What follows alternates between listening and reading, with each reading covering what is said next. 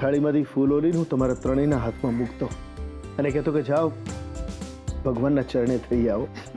જેટલા વધુ ફૂલ ધરશો ભગવાનનો ચહેરો એટલો વધુ હસતો રહેશે. હા, અને પછી અમે ભગવાનનો ચહેરો હસતો જોઈને ફૂલ ધરતા જતા અને તમને કહેતા રહેતા, એ પપ્પા હજી ફૂલ આવવા દો. આજે ભગવાનને ખડખડાટ હસાવા છે. એ હસ્યા.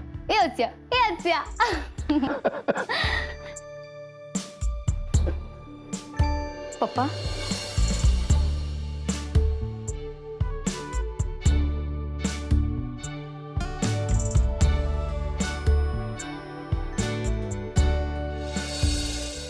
આજે ફરીવાર મારે ભગવાનને ખડખડાટ હસાવવા છે.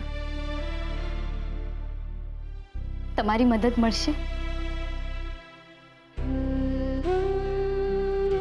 પપ્પા, તમે જ અમને શીખ્યું છે ને કે દરેક સ્પર્ધામાં ભાગ લેવાનો. તમે પહેલા આવ્યા કે છેલ્લા એ મહત્વનું નથી. મહત્વનું એ છે કે આપણે પ્રયત્ન કરીએ, મહેનત કરીએ. પછી પાસ કરવા કે ના પાસ એ બધું ભગવાનના હાથમાં છે. પપ્પા, અમારા પિતા તરીકે તમે અમારા માટે બેસ્ટ જ કરવાના છો. તો એ પણ આપણા બધાના પિતા છે. એ જે બેસ્ટ હશે એ જ કરશે ને. તુષ્કે શું કરવું જોઈએ મારે? વધારે કંઈ નહીં, બસ ભગવાનને ખડખડાટ હસાવવામાં મારી મદદ. પપ્પા, તમે જ્યારે પૂજા છોડીને અહીંયા આવી ગયા ને તો ભગવાનનું મોઢું સાવ પડી ગયું અને મને કે, હે કિંજલ ઊભી થા, જા જઈને તારા પપ્પાને લઈ આવ. ને ખબર છે ભગવાનને આજે ખડખડાટ હસવું છે અને એ પણ તમારા હાથે ચડાવેલા ફૂલો થકી છે.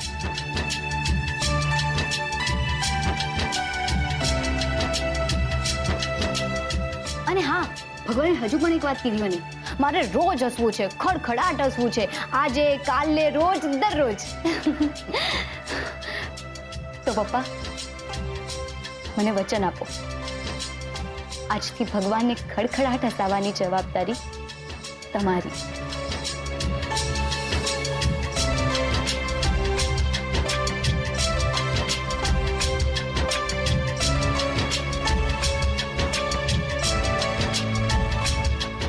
પછી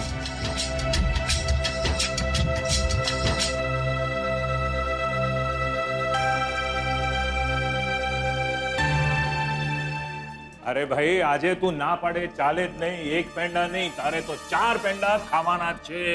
ખાતો જા બસ.